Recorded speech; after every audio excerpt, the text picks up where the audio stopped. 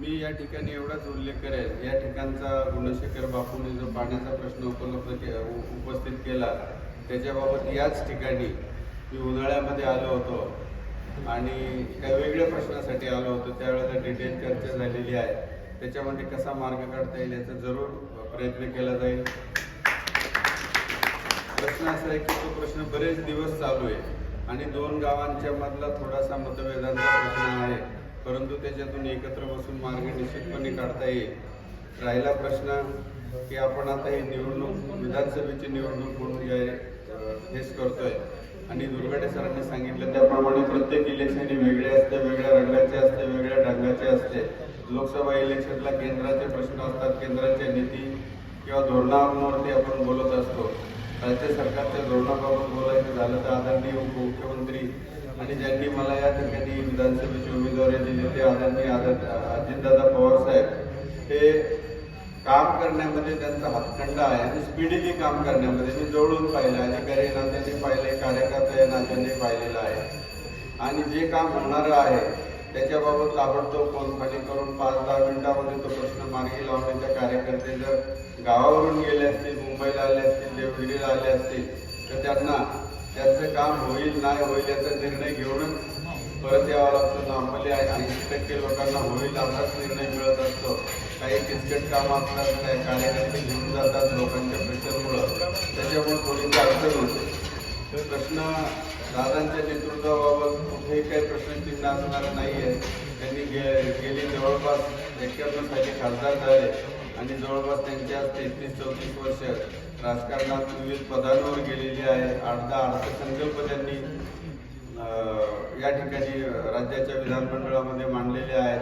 नुकत्याच झालेल्या अर्थसंकल्पात पुण्याचे आपल्या पुरंदरच्या उत्तर भागाची ज्याला आपण म्हणतो एक प्रकारचं जीवनदान आहे त्या सर्व शेतकऱ्यांचं, ती पुरंदर उपसासाठी 52 कोटी रुपयाचा निधी उपलब्ध केला आहे.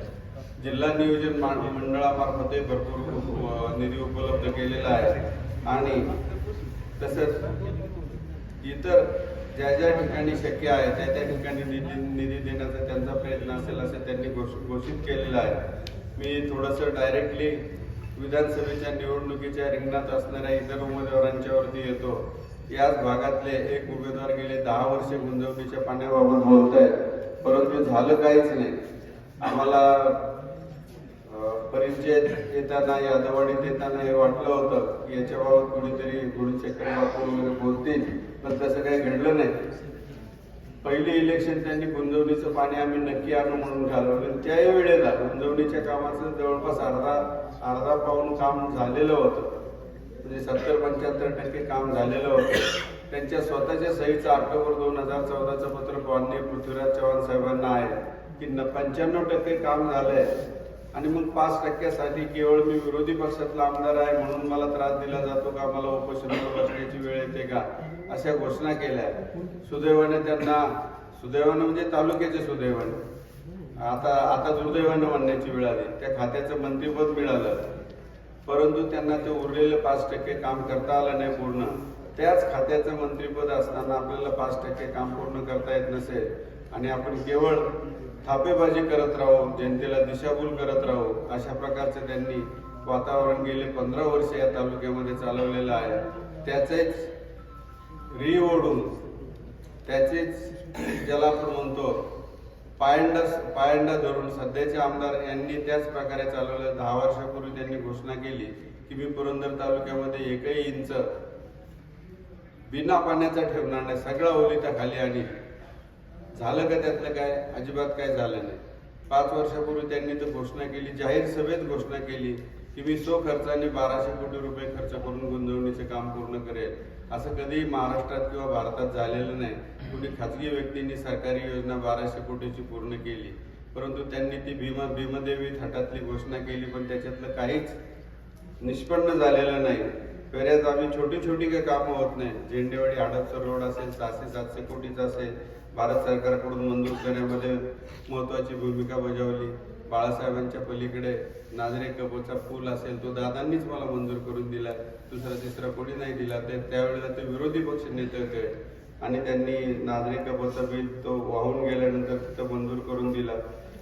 भिवरी ते गोगलवाडी हा नवीन कनेक्टिव्हिटी, जेणेकरून सासवड असो, जेजुरी असो, मुरगाव असो, बारामती असो, इथून मुंबईला जाणाऱ्या कुठल्याही नागरिकाला पुण्याच्या ट्रॅफिकचा त्रास न होता डायरेक्टली बिना ट्रॅफिक सिग्नलचं मुंबईत पोहोचता येईल, अशा पद्धतीची ती कनेक्टिव्हिटी आपण ते घेतलेली आहे. अर्ध काम त्याचं झालेलं आहे आणि या पावसाळ्यापूर्वी तो रोड वापरात सुद्धा येईल याची मला पूर्ण खात्री आहे, कारण दोनदा मी त्या जागेची पाहणी सुद्धा करून आलेलो आहे. आता प्रश्न एवढाच राहतो तुमच्या समोर, सर्वांच्या समोर, परिंजेकरांच्या समोर, की हे 3 चेहरे आहेत, 2 सतत खोटं बोलत राहिले, 15 वर्ष जनतेची दिशाभूल करत राहिले, अशा व्यक्तींना आपण मतदान करणार का? जे आपलं खरं वास्तव स्वरूप, जेवढं काम होईल तेवढं जनतेपुढं पुराव्यासह ठेवतोय, अशा लोकांना आपण मतदान करणार? याचा आपण जरूर विचार करावा. बोलता येण्यासारखं म्हणजे या ठिकाणी भाषण करायचं म्हटलं तर त्या दोघांवरती किंवा दादांच्या कामाच्या पद्धतीविषयी 1 तासभर सुद्धा बोलता येईल, परंतु आज आम्हाला 17-18 गावं घ्यायचे आहेत, याचाही थोडंसं आम्हाला लक्ष ठेवावं लागतंय. तर मी आपणास एवढीच विनंती करतो की येत्या 20 तारखेला हे सगळं जर बदलायचं असेल, परिवर्तन घडवायचं असेल, हे आम्ही गेले 3-4 महिन्यापासून सांगतोय, परिवर्तन घडवायची तुम्हाला संधी आहे आणि संधी चालून आलेली आहे. येत्या 20 तारखेला हे परिवर्तन घडवण्यासाठी 5 नंबरच्या अनुक्रम नंबर 5च्या समोर घड्याळ्या चिन्हासमोरील बटन दाबून मला बहुमताने आपण विजयी कराल अशी मी अपेक्षा बाळगतो. मला विजयी कराल म्हणजे आदरणीय दादांना विजयी केल्यासारखं होईल. त्यांचे हात जर बळकट करायचे असतील विधानसभेमध्ये तर त्यांच्या आमदारांची संख्या वाढणं अत्यंत गरजेचं आहे आणि याला आपण योग्य तो प्रतिसाद द्याल एवढीच अपेक्षा कृतज्ञतापूर्वक व्यक्त करतो आणि थांबतो. धन्यवाद.